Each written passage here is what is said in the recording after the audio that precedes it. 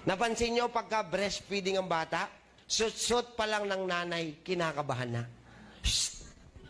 Yes! Dahil ang gatas niya, tama ang timpla. Pero anong pinagdedede nyo sa mga bata ngayon? My God, gatas ng baka. Anak ba yan ng baka? Kaya pag tinawag nyo, halika rito. Moo.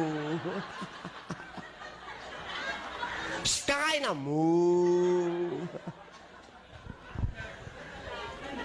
Paulit-ulit na lang kami. Paulit-ulit. Sa DOH, alam nyo naman to. Ang linaw-linaw ng commercial. Breast milk is still best for and daddies. Kaya dalawa yan. Huwag kayong madamot. Kaso ang problema ngayong panahon ngayon, yung daddy lang ang dumidede. Kaya yung daddy, pag sinutsuta, shh!